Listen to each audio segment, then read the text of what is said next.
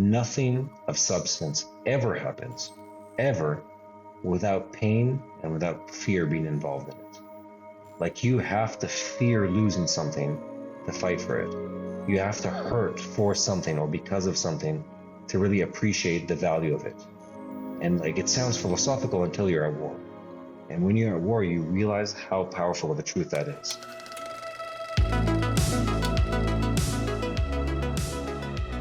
What is up, everyone? Thank you for returning to another show. I am your host, Josh Doyle, and you are listening to the show No Longer Nomads. I am so pumped about the guest today. His name is Mati Shoshani. He is the CEO of Sar-El Media. And on October 7th, when Hamas launched an awful attack on Israel, his life changed. He's a married man. He's a father of three. And we talk about what his experience was during the war. He served for 7 months. He just got released a few days ago. And as you can imagine, going to war and being involved in being away from your home for 7 months is just brutal on relationships with your kids, with your spouse. And so we dive into that. So thank you so much for joining. Go to nolongernomads.co if you'd like to type in a question, a topic that for us to cover. We'd love to hear them. And without further ado, here's the interview. So I'm, like you said, I'm Israeli born and raised. I am a Messianic Jew and can explain later on what that means. And on my day job, which was before October, I run a media company. I've worked with TBN Trinity Broadcast for 10 years. We work with many good people, including members of your family, creating content mostly from Israel for people who care about what happens in this land, and people in this land who want to tell the stories of what happens here to an international audience. Jerusalem-based for the most part, work-wise. I live just outside of the city. Father of three lovely children. And something I'm saying this for your sake, Josh. I'm an avid mountain biker. And a Shabbat, a Saturday, is only a Saturday to me if I get to wake up early and sweat in nature, as I think we were created to do. That's amazing, man. Well, let's jump right into it. I'm fascinated with this episode, mainly because you have been, deployed. You've been in the reserves for 7 months. You just got released a few days ago. So for those people listening that maybe don't know that date, October 7th, 2023, what happened to you and to your family on that date, and what did you experience? Okay, so first we'll zoom out for a second. So October 7th is a brutal attack by the Hamas, who break through the border between the Gaza Strip and Israel, raid a bunch of military bases and communities while bombarding civilian population with rocket fire and mortar fire, murdering ultimately over 1,000 people that day. Civilians, men, women, children, toddlers, infants, in the most brutal and horrific way this land has seen in millennia. I mean, just horrendous violence. Kidnapping over 100 people into the Gaza Strip, both dead and alive. Men, women, children, infants were kidnapped. And at the same time, a huge barrage of rockets fired into the entirety of Israel. And just that Saturday was the end of, we do a big live event season through the high holidays, so like September, October. And I was so tired at the end of like a very long work season. And in my head, I said, I'm going to take a week off. I'm going to chill with the kids. We're going to have some time. And for once, I'm going to sleep in on a Saturday. Little did I know, I'm abruptly woken out of bed by sirens. We have similar to like an air raid system, where the sirens go off. It's an early detection system connected to our missile defense system called Iron Dome. And that system wakes us up. There's sirens blaring in there. At first, we're like, what is going on? Like, why are the sirens, And we start hearing the intercepts above our head. So for those of you who live under a rock and haven't heard about any of this, the Iron Dome system is a short-range missile. It's detection and then interception system that intercepts short-range projectiles, so missiles, drones, whatever, that are flying in a relatively low and flat trajectory. So we'd call this like tactical weaponry, not strategic weapons, not ICBMs, but the smaller kind of rockets. And we have a battery that's parked not a big distance from where we live. And this has happened also in the past. The intercepts fall over, they're above our heads. So the boom is very substantial.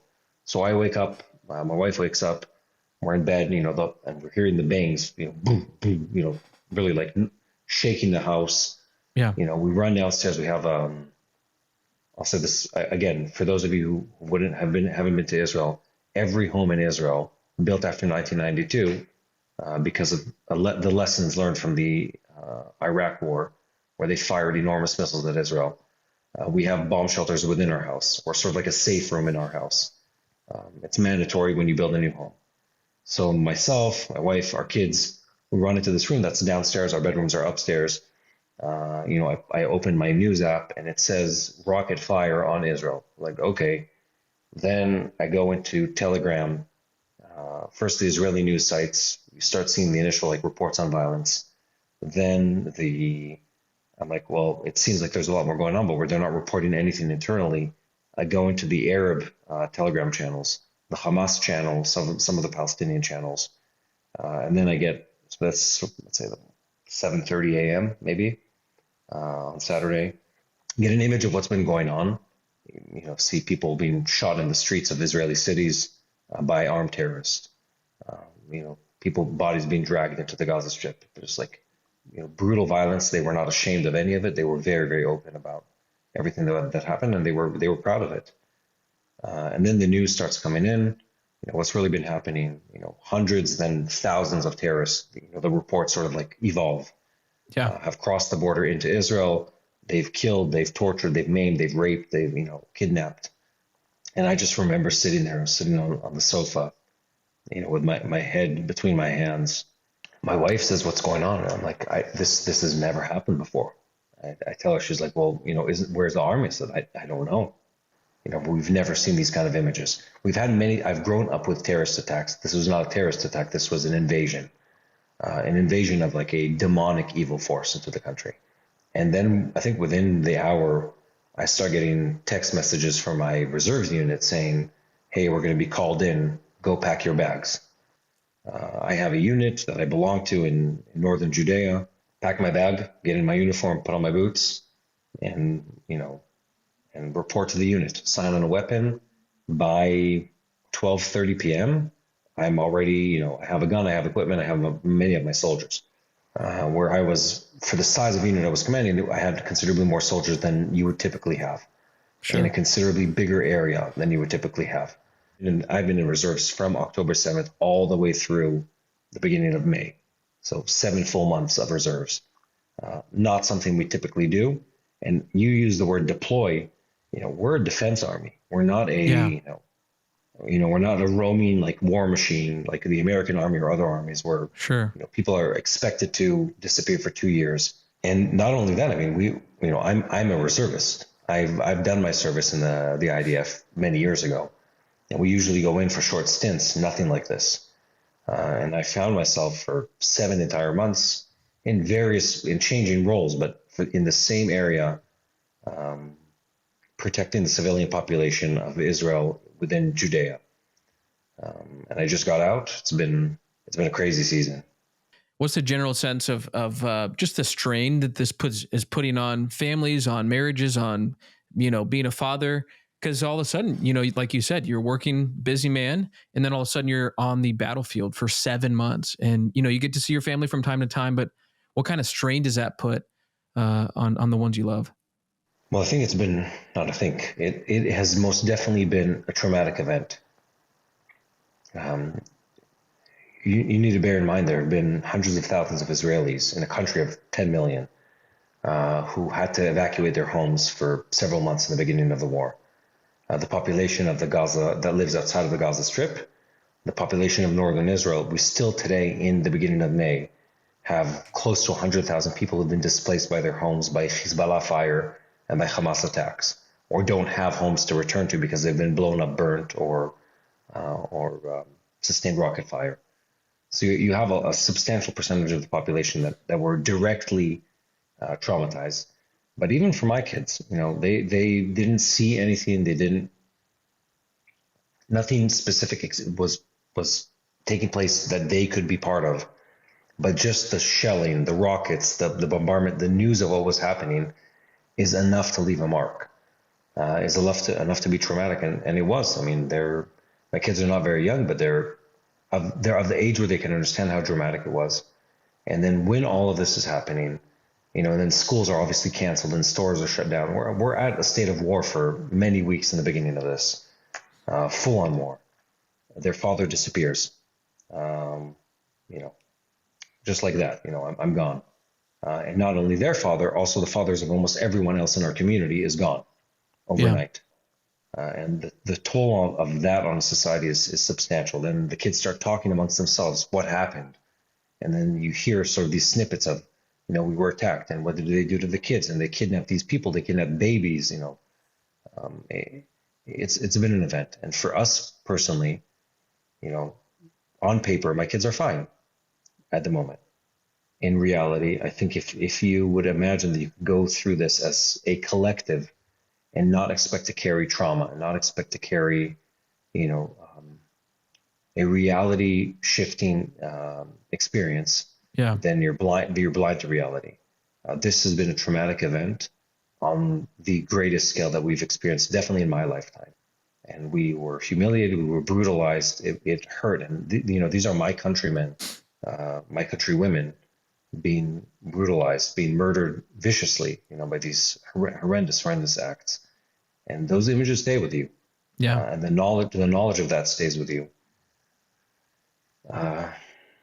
And then being away from the family has been, it's been hard. And it's not like the army is like a negative place. I know this is a funny thing to say when you're at war, but on a human level, I love people. I love meeting new people. I love making friends. It's been great. I have hundreds of new friends now after, and I don't say this jokingly, like a whole group of people that I enjoy spending time with and I built rapport with, and we did things together. It's, it's in that sense, it's not a bad experience, but sure, the detachment is bad. And I think it also, it throws a wrench in the wheels of everyday life, where for the first time, I'll frame this differently, if I may. We went around all the officers in our battalion and we were talking about, what has this experience been like? And my thought was, you could look at this as a negative event. It's the worst time of my life. I lost business. I lost time with my family, and this and that. And another way to look at it is, and this is how I'm shaping it, is rarely in our life are we away from our everyday routine to actually gain perspective and to gain clarity. And for once in our life, for once in my adult life, I'm outside of everything that I was accustomed to do. And I'm away from it, not just for like a 2-week vacation, for long enough to really rethink everything and to really like ponder long and hard about everything you do in life. Why do I do these things? What do my relationships look like from a distance? What does my daily routine look like from a distance? And then you start thinking about yourself. What do I think about myself in the scope of my workplace? Who am I to these people? Who am I to myself? Where am I pulling my identity from? Yeah. You start thinking about if you're a person of faith, and I think war brings a lot of people back to, back to the fundamentals, back to God. It reshapes the way you look at the world. Is this event gonna strengthen my faith, or is it gonna leave me in despair and lack of hope? So there's a lot that's sort of on the table, and in my mind, it's a once in a lifetime, I hope, once in a lifetime event, where you really get the chance to feel full clarity and fully be present with what is really happening around you, and to look from outside at your own life, the life of the people around you, and identify. And distance does this. It gives you distance and perspective. They give you the ability to see, well, hold on, this relationship is more important than what I imagined it was. And in some cases, the opposite. What I do for a living, do I do it just because of the force of habit? Or do I deeply care about it? And if I do, why do I care about it? How do I feel about my kids? I've been away from them for months. what is going on in my heart when I'm like detached from them. Yeah. And for me, it's been an incredible focusing and trimming away at the fat kind of experience. Really being able to like look at everything and say like this is, there's so much going on here, and now you have the time to really think and identify the important things in life. And on my side, identify the blessings in life, identify the good in life, identify the opportunity that pain and struggle allow you for growth. Um, so it's a blessing in disguise. I mean, obviously, being under a terrorist attack is not a blessing, but on a personal What level, came out of it? on a national level, if you allow it to happen, external pressure really can bring growth. How did you stay connected with your wife, your family during this time? You've talked a lot about being detached from them for months at a time. And what's from my perspective, I've never been closer to a conflict because I can text, I can WhatsApp, I can call. I guess practically, how do you stay connected? Probably through FaceTime, texting, all that. But then also, how do you keep your connection with your family during your absence at home? And I think that's a really good question. The answer is it really depends where you're stationed. So I was in Judea and Samaria. In Judea and Samaria, you're close relatively physically as far as like a drive goes to your home. And at the same time, we're also not in enemy land. So even if you're away from your phone, you're away from your phone for hours, not days. For those of us who are in the Gaza Strip, you don't go into enemy territory with a phone for a bunch of reasons. So a lot of those people were unable to communicate at all for extended periods of time, over a month at times. No communication whatsoever. For me, after the first about month of the war, I started having a lot more time and like there was more of a routine. But even in the beginning, I'd send my family, my friends messages of, like, I'm alive and well. These are things I need prayer for. And more than that, I think I early on identified, which is abnormal for me. I'm usually sort of very detached from like feelings and emotions and very focused on like the goal. Yeah. I felt traumatized. I don't think there's absolutely no shame in saying that. You're not human if you don't feel traumatized from those events. And I said to myself, I have to actively engage in communicating with other people and seeking out fellowship and friendship with my people who are not like within my physical proximity right now. And I did. And I here's, if we want to spin this in a positive way, I'm not very good at asking for help for myself. I'm good at asking for help for other people, but rarely for myself. And here I said, no, why would I be uncomfortable asking for help?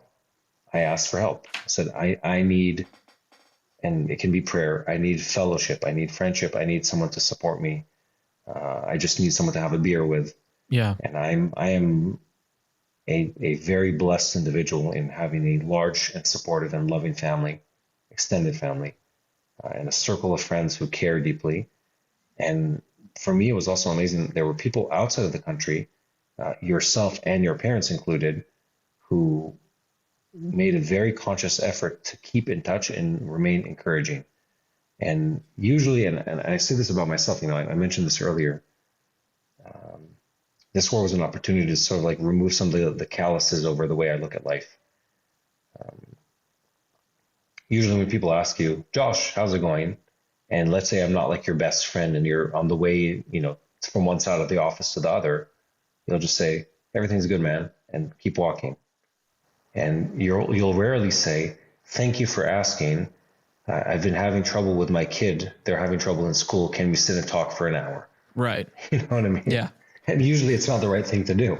Yeah. But sometimes you really need, like I needed the connection. So I sort of went out of my way to engage with people. And when I was feeling alone and feeling tired and feeling sort of, you need to talk to someone outside of your circle, the like everyday circle, to gain perspective and encouragement. I would reach out to people. They said, what do you need? I said, hey, I need you to come over and like have a beer with me, have a coffee with me. Let's talk, let's have a video call. And I found friendship and support in people that I didn't expect, and more than I expected. And it was a huge source of encouragement for me, because oftentimes you find healing in the company of others. And also when you're able to communicate and verbalize things, they don't seem so terrible anymore. Yeah. For me, that was a very therapeutic process. Two of my kids have phones, to answer your question. My youngest son doesn't have a phone yet. He has an iPad with like iMessage on it, but even that he only got during the war. So with both my daughters, who are ages 12 and 10, I text with them on a daily basis. And even if, I was heavily sleep deprived the first couple months of the war, heavily sleep deprived. And if it was 2 a.m., I'd still, just like on my way to bed for whatever X numbers of hours of sleep, I'd send them a voice message, reminding them I love them and care about them. And, I'm here for them and I love talking to them. And we actually, I wouldn't say it's strengthened the relationship. I've been away from home for a while, but as far as communicating openly with each other and like having like a effective and open channel of communication, it's been a very good season with me and many other people, but specifically with my kids. To the point where we were joking about this yesterday. We were sitting, our entire family, and I said something to my kids about, whatever happens here, remember, I'm always going to love you. I'm always going to, and one of my daughters starts complaining and she says, I know, Abba, you text me every single day. I already know. And I laugh. I said, well, at least thank God I'm getting it across to you. So you know that this is true. So I made a very conscious effort to try and communicate on a regular basis. That's incredible. Tell them I love them. And when you're able, and I experience this, when I'm able to talk about what I'm having a hard time with and sort of ask for love and support. Sometimes all you need is just proximity. You don't really need anything more than that. Then you're able to extend yourself also to other people. When you're able to, and this is a place where I've grown a lot in recent months, when you're able to have empathy towards yourself and identify that you're having a hard time or that you're feeling something that hurts, you can also identify that in others and help them. And I feel like the ability to hold friendship and hold relationships and accept that people love me and accept that people care about me. And it's not, it's like, when you get like a Facebook birthday wish, your automatic response, my automatic response is they don't really care. They're just doing this out of politeness. Yeah, sure. But the truth is that a lot of people do care. Yeah. They really do. And in this time, I made an effort to identify and acknowledge that a lot of people do care. And when they're writing, I'm praying for you, it's not lip service. Sure. They mean it. And they are praying and they do care.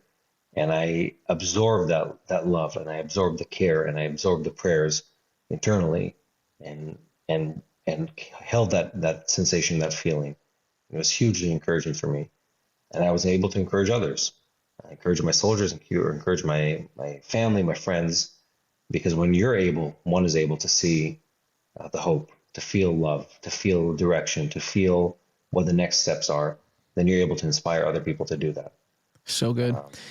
Man, and what you said, it really is the premise of this show. Like, you're in a terrible situation. The gates of hell literally broke open on October 7th. And there's, like you said, months of, sleep deprivation. There's just terrible things going on. And despite all of the things going on around you, what really helped pull, like you said, get you through some of these hard times is relationships and people and friends. And man, that's exactly why I think this podcast, I'm so pumped about this podcast, is that we live in an age where we can just be on our phone or, Zoom calls or whatever. But man, personal connection, I'm sure you can attest to this, over the last 7 months have probably looked completely different from, before the war. Zoom meetings, phone calls, all at a distance, or going here in the West, we're so, and here in the States, so we don't want to stay after church. We beeline it to the car. We got to get home or go to lunch. And after meetings, we head into our cars or go home, and just that communal aspect is just missing. We're more connected than ever with our technology and phones, but loneliness is just rampant all throughout the world, really here in the US. There is some practicality to that relationships trump everything, and personal connection is so big. And so let me ask you this. This is interesting. You'd said something about what you believe in. And so I know what you believe in, but the audience may not. And so do you mind unpacking that a bit? I'm what I would call a Messianic Jew. And to make that, to put it in layman's terms, I'm a Jew, and I'll unpack that, who believes in a Messiah, and I'll unpack that, whose name is Yeshua, Jesus. And I'll put an asterisk in that. That doesn't make me Christian, and I'll explain. Because saying about yourself, I am a Christian or I am a Jew, could mean so many different things. Sure. It can be both identity and nationality, especially if you're a Jew, or faith, or all of the above, or none of the above. No, yeah. It's not a true indication of anything internal or anything you really practice. It's just sort of like a generic title. I'm Jewish because I was born Jewish. You don't join, well, you can, but technically speaking, you're born into it because your parents are Jewish. Right. And you remain Jewish because you were born it. You don't have to do anything to maintain your Jewish card, your Jew card. But I'm a Jew. So again, that's my nationality, my ethnicity, my heritage, my culture, my faith base. But I believe that the Messiah is Yeshua, Jesus. And that means that I believe, and this is how I would explain this to a Jewish person, I believe that all of Scripture points to the identity of one Messiah, and that Messiah is Yeshua, Jesus. And I want to just put a pin in the thought of the Messiah, which is everyone believes in a Messiah. All monotheistic religions, Christianity, Islam, Judaism, all believe in a Messiah. The question is, who is the Messiah? That's the question. That's the big debate, because the identity of the Messiah, the identity of Christ, is what shapes your worldview when it comes to redemption, salvation, and forgiveness. And it's very important to sort of to understand that that's the unique element of it. But it gets a little more complicated if you start comparing Messianic Judaism to Judaism or other religions, because we're not really a religion. Messianic Judaism is a faith movement. A faith movement, I say, because there is no hierarchy. There is no catechism like the Catholics have, and there's no written oral law like Judaism, Orthodox Judaism has. We read the Bible and the Old Testament and the New Testament, literally speaking. We believe that they all point to a Messiah, and we live within a Jewish context of life. And that's easier said than done, because it's very hard to understand what it means to be a Jew who believes in Jesus as a Messiah, or Yeshua as a Messiah, without understanding some, at least, of the rabbinic or Jewish traditions. Yep. And it's hard to have a dialogue between being a Messianic Jew or a Jew at all and Christianity without understanding the tenets of Christian faith and the history of Christian faith. But if I had to really explain it like in an elevator pitch, in a similar way to the way evangelical Christians are literal about the way they read the Bible. And the same goes to national Orthodox Jews in Israel, where we believe that the world we live in is shaped by God, and that our faith compels us to act according to God's plan, which will ultimately bring God's promise and prophecy. Like if I had to shape it sort of like in a narrative phrase, that's how we look at the world. Yeah. So I believe that I'm a Jew, called to be a Jew, not anything else, and that the Messiah of the Jewish people and all people is Yeshua, and that I'm living in a world, this world, that is shaped by God's dominion and his sovereignty, and that the actions that I carry out are fulfillment of not just myself, obviously personally, but everyone, fulfillment of prophecy, that I live in a land that is fulfillment of prophecy, and I live in a day and age that are, we say in Hebrew, Pe'amim Mashiach, the footsteps or the early sounds of the time of Christ or the time of Messiah. What that looks like from an eschatological perspective, different conversation, but that's how I look at things. A lot of people may not know what that is, and I think you explained it well. So let me circle back to just the Israeli spirit. I mean, I noticed this while I was for those listening, I went to Israel in December with a small group, and just seeing the Israeli resilience, the spirit, story after story after story, miracle after miracle of every day. And you could speak to this so much more clearly than I could, but everyday Israeli citizens that just snapped into action. They wanted to run down to the fight to protect their people. We heard stories of women that said before that their husbands would go to the war or I'm sorry, but before their husbands would get called up in reserves to do some of their duty. This was before the war. They'd go, oh, come on, but when the war happened on October 7th, we heard stories of women just like pushing their husband out the door, like go protect, go serve us. And so with that said, how do you as a father, with the trauma, with the things that your kids have been through, how do you still paint a picture of security, of trust, and I'm sure some of that broke on October 7th, but how do you as a dad give your children security in where they live and who they are and all of that? Because I could take this step further. I'll ask that after this, a follow-up question. But how do you as a dad just teach your kids to get through this tough time and with security as all the stuff is unfolding around them? You're asking a very tough question. I was going to go to like a philosophical answer, but when you really dial it into like the family question, it's really rough. My kids ask the question, specifically my oldest, who's 12, smart girl. She like has several times, like sort of like in an outburst of emotion, said, "Why does everyone hate us? Why does everyone want to kill us?" And it's a very hard question to answer. It's terrible. Because like if you experience the world through their eyes, like it's this never-ending barrage of violence, and it really stopped me in my tracks multiple times because I grew up with this.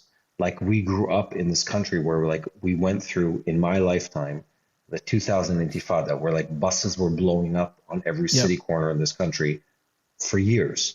I mean, it's hard to imagine. Like we were walking downtown like a couple nights ago in Jerusalem, and I remember seeing like blown up buses. I had friends, who like were on the bus or next to, like we lived in this crazy reality. And also a decade before that, in the 90s, we had the first Intifada.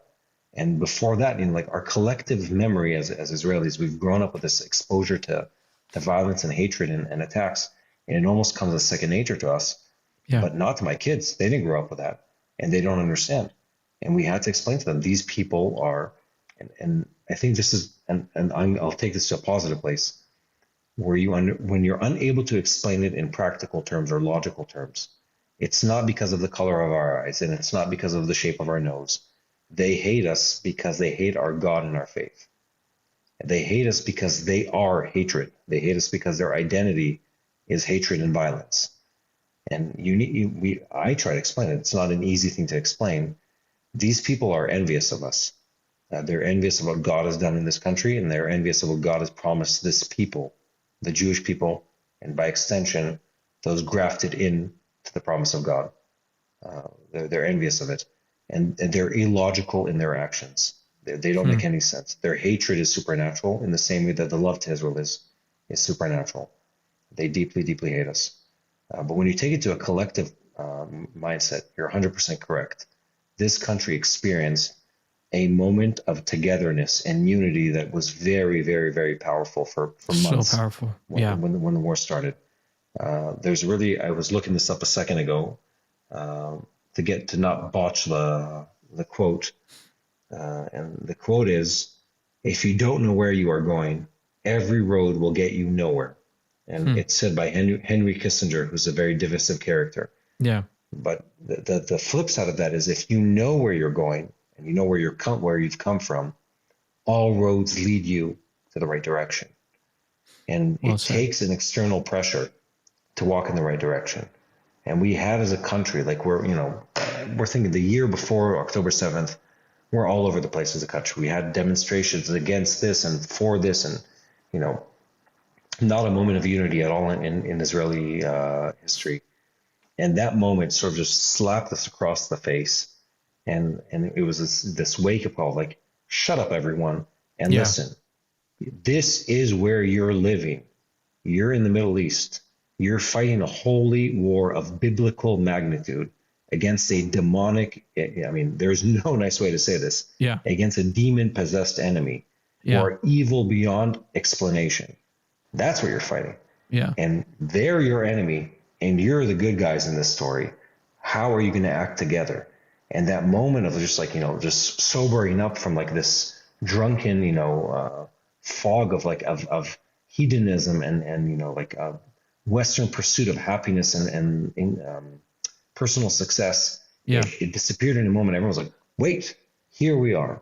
We're in Israel. We're the Jewish people. We're fighting a war that speaks back to the wars of the Bible.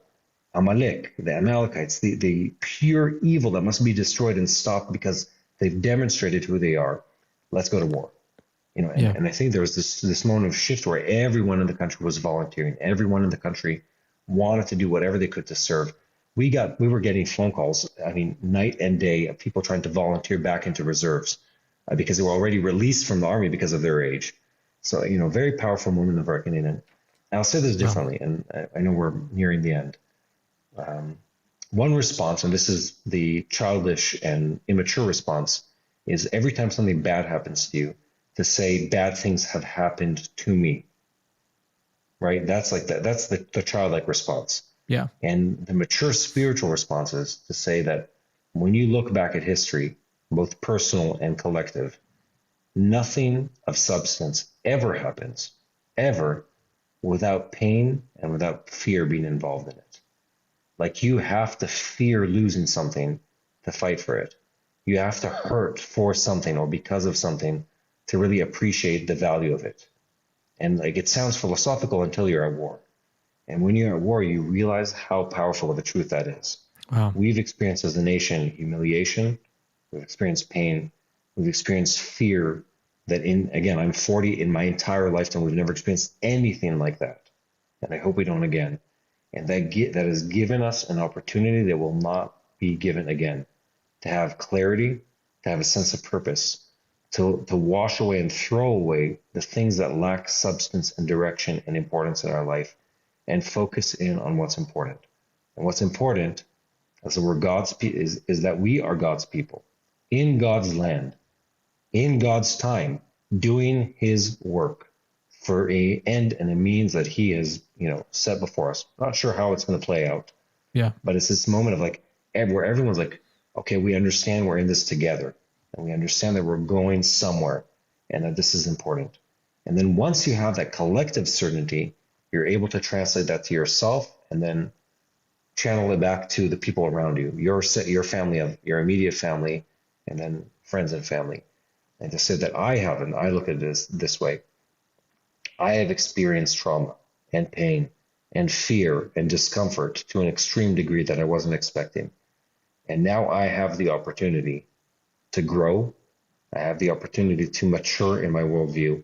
I have the opportunity to focus my energy, my time, my resources in a direction that is important, and set aside the things that are unimportant, that can be left behind before October 7th, and move forward to the things that are of substance, that are of importance, that carry eternal value. And when you look at it that way, I think the pain doesn't go away, the fear doesn't go away, but a peace is given. Man, it's so inspiring. God, and I'll end on a positive note. Yeah. Here's what I know. I know that God is faithful and always has been. I know that His plan is bulletproof. From cover to cover of the Bible, everything that has been promised or has happened or will happen. We just don't know exactly what it's going to look like. And there's one more thing that we forget in this Western lifestyle. And that thing is that God never said it's going to be easy. Yeah, it's true. He never did. Yep. He said He's going to give us His peace, but not that it's going to be a piece of cake. You know what I mean? Man, that is so good, so inspiring.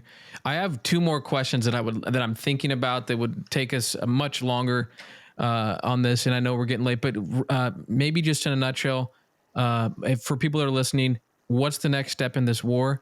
And then two, where do you think the hostages are? I know that's a two-parter, and this could be a whole nother podcast here. This part of the war is over. This part of the war has been over for more than 3 months at this point. What Israel is doing in Rafah today, yesterday, and in the days to come is a limited military operation, and it's also been stated to be exactly that. I'm not saying anything that's not in the news.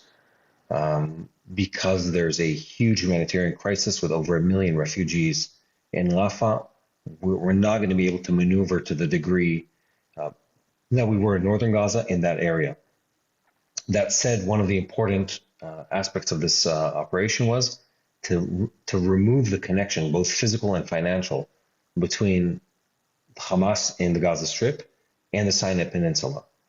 And to do that, we had to, it's called, the military name for that road is the Philadelphia Passage. And that road is the road that runs between Egypt and the Gaza Strip. And that's the road where they smuggle tons of goods and people through. We had to disconnect at least part of that to sever the tie, to use it as a leverage of pressure on the Hamas to come back to the negotiation table to talk about the refugees and try to reach an understanding and agreement. On the refugee side, on the hostage side, I don't think there's incredibly good news out there. Right now, if I know the numbers correctly, we're around 130 hostages that are held by Hamas, dead or alive, we don't know. At this point, it is, I don't know if safe is the word. I hesitate to say these things out loud. At least quite a few of them are no longer alive. Hamas has said that, Israel has said that. Where are they? Some are known, some are unknown. And the ones that are alive, yes, we should do everything we can to get them back. But the knowledge of where they are doesn't mean you can get them out. Just to frame the conversation, the last two guys who were pulled out, which were these, I want to say they were in their like 50s or 60s. Yeah. Argentinian immigrants from a kibbutz near Gaza. Mm-hmm. To get them out, they sent in several special forces units with helicopters and heavy vehicles, and we essentially had to level a block around them because there was so much there was such a big firefight around the compound they were trying to pull them out of, extract them from, where like the level of, let's call it, military power that's needed to extract them, and the level of risk involved in every one of these operations just makes it, again, I don't know what happens in these secret conversations, but it makes it such a high risk endeavor. You can't plan to extract 100 people that way. Maybe one, maybe two, maybe 10, not 130. And the Israeli government, I'm just summarizing things that already exist in Hebrew and probably in other languages if you looked. The Israeli government has already come out and said a good sum of these people will never be found. We've been bombing, we've been bulldozing, they've been blowing up things for months in the Gaza Strip. Yeah. There are people we're never going to know what happened to. And it's terrible, but that's the truth, and we need to face the truth.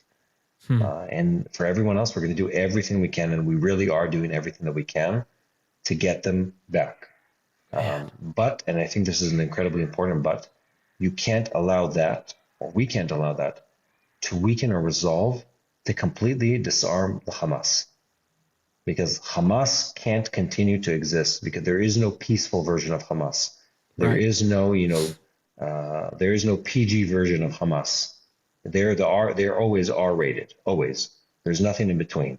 They're vengeful, they're merciless, they're hateful, and they are a death cult. That's what they are. And if you look at them from any other perspective, you're just being blind to reality. So and those two things have to live together. And if I'd say though, okay, so what do we do? What does someone who's been listening to me and you like go back and forth for almost an hour now? What do we do with this information? So if I'm living outside, well, I went to the reserves because this is where I live. But there's an incredibly important battle that's happening outside of the boundaries of Israel. Two of them.